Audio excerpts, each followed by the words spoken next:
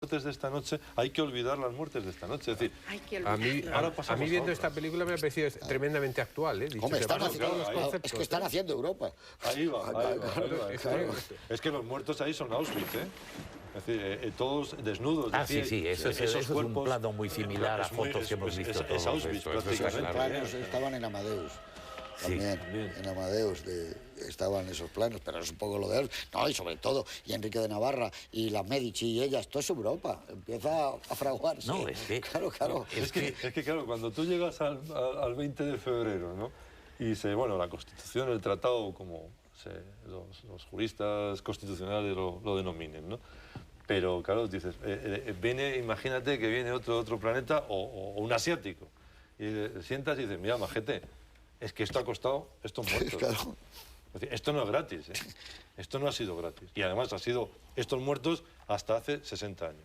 O sea, que tampoco es de 1572. O sea, que aquí el currículum de luchas en Europa ha sido verdaderamente, quizá el continente de mayor violencia en enfrentamientos entre los propios habitantes. Yo era más prosaico, descendía un poco más el scope. Yo hablaba de la intolerancia, de las luchas por el poder despiadadas, por los movimientos tácticos, por la carencia de ideas morales o de utilizar ideas morales o religiosas para imponer sus criterios, ¿no? Como dice Anjou en un momento determinado, que es el mayor grado de degradación, dice, lo único que quiero es servir a Dios. En fin, esas ideas que se utilizaban y que se han utilizado en tantas ocasiones para traicionar a Dios, para traicionar las ideas cristianas, porque pensar que una guerra de religión entre dos familias cristianas, católicos y protestantes, pueden cubrir precisamente la imposición de la religión, encubría pues un enorme grupos de poder, de ambiciones, con mercaderes flamencos por un lado, por mercaderías inglesas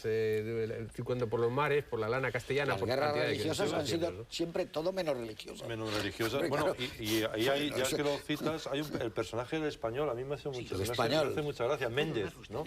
¿Os acordáis que está y que dice, yo le puedo ayudar, casi con una alianza un tanto extraña, ¿no? Pero le puedo ayudar, y además este Méndez de España, lo que te das cuenta entonces en Francia es que, a diferencia de lo que había pasado en Francia, en España, allí, como bien dice Eduardo, ni siquiera es la pureza de la sangre. Aquí no es el poder. Directamente. No, es estrictamente el poder. El poder directamente, porque Méndez se ha tenido que ir de España, lo han expulsado de España por judío. Pero aquí no van a hacer esa diferencia, aquí va a ser directamente el poder. La ambición del poder, el sometimiento. Ahí al principio sí se habla más, cuando hay una reunión, me parece que es al principio de la película, cuando está Coligny, está el rey y demás, que es cuando barajan esa posibilidad de guerra con España y demás. Claro, esto ocurre aproximadamente unos 40 y tantos años después de la batalla de Pavía, o sea, que realmente cuando hablan no se puede uno enfrentar al más poderoso ejército, en el fondo es que no les importaba nada, pero ahí se empiezan a sopesar, digamos, todas esas alianzas de Flandes, de Inglaterra y demás, que es el contrapeso final a todo lo que era esto, ¿no? Estamos en 1572. Pero fíjate que es curioso, porque al fin y al cabo, Margot, y toda la familia son cuñados de Felipe II, que está casado con Isabel de Valois. Está casado con Isabel de Valois, claro. La más guapa de todos ellos, y la más normal, parece ser, según la historia, ¿no? Y sin embargo... Sí, pero fíjate que el otro día, cuando salió lo del príncipe Carlos y su nuevo matrimonio, había una cosa bastante curiosa, porque, si no se podía casar con una católica, no sé qué. Y entonces un amigo me recordaba que en la galería de retratos de los reyes de Inglaterra hay un católico, después del cisma, que fue Felipe II, que fue rey de Inglaterra. Claro, la reina María, ¿no? Exacto. Claro. Es decir, que el trasvase de familias y esto precisamente, y esas ambiciones del Mesudás te llevaba a hacer a veces alianzas un tanto curiosas, y ahí siempre se ha contado que hazte amigo del vecino de tu vecino.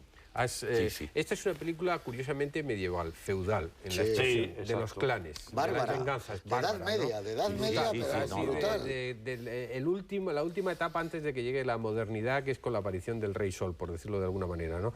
Pero también, y fundamentalmente, es una película en la que está ausente la gente, no vemos prácticamente gente, o sea, vemos a la gente de los clanes, los hugonotes, los católicos, los sicarios de uno y otro por la calle, pero no ves a la gente, o sea que es deliberado, y yo creo que debe ser deliberado del guión, etcétera, el pueblo está ausente, absolutamente ausente de las decisiones y de las participaciones. Hombre, se entiende que puede haber un motín contra los hugonotes en las calles de París, pero instigado. Pero en la película jamás lo ves, ¿no? O sea, que son con mucho un poco de comparsas, ¿no? Esa cantidad de muertos que hay son muertos de facciones, de clanes. Es casi una guerra de clanes. De grupos mafiosos. Una película tribal de luchas por el poder con estructuras mafiosas, sin ningún género de duda. Sin ninguna duda. Y con unos accesos a lo que sería el cuerpo, y de ahí esa intensidad de la violencia, pero muy, como tú decías, muy contada, con el sudor prácticamente que te está cayendo casi de la pantalla.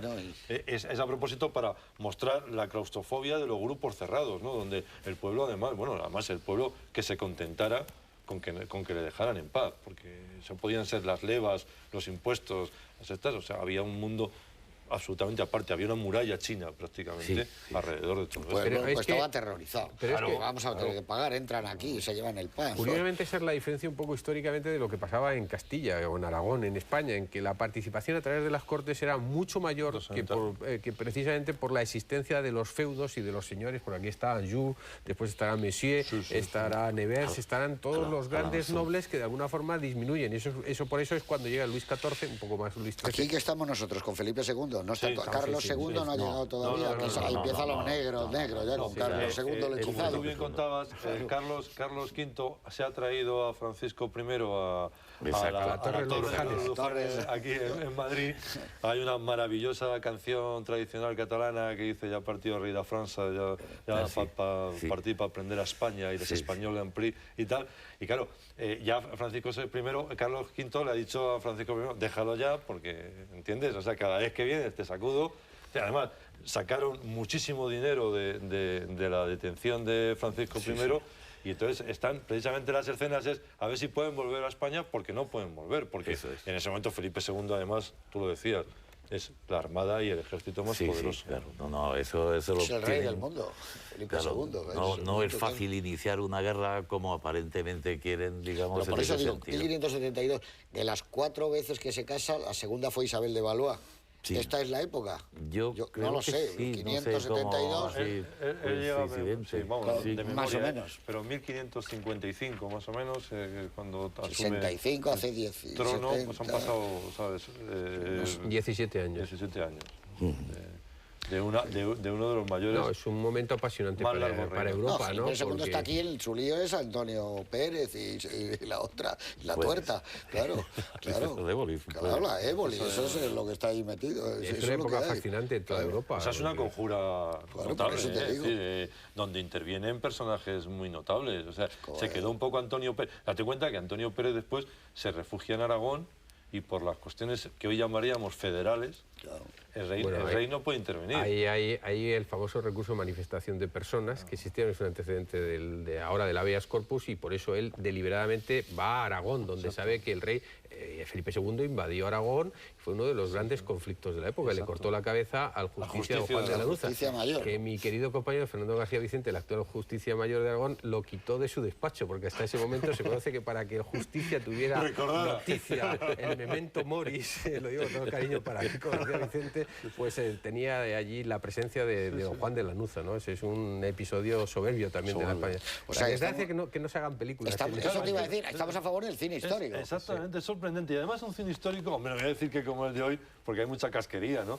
Pero un cine histórico que se traten a los personajes con cierto pulso, con cierto nervio, ¿sabes? Con cierta carne, y no solamente como personajes hieráticos, porque nos daría lo mismo si hemos visto ese cine, por otra parte, maravilloso, de Locura de Amor o de Alba de América, que con grandes actores y guiones a veces muy teledirigidos a la historia.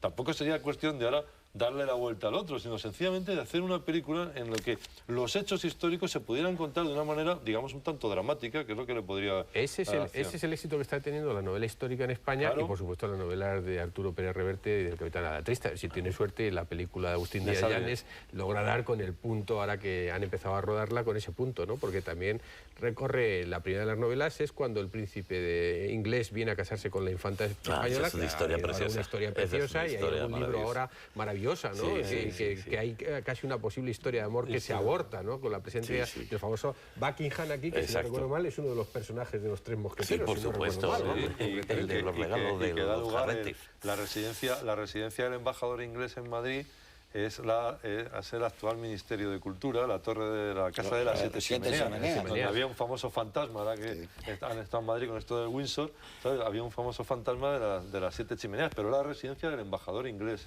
en Madrid en el siglo XVI. Es que creo, luego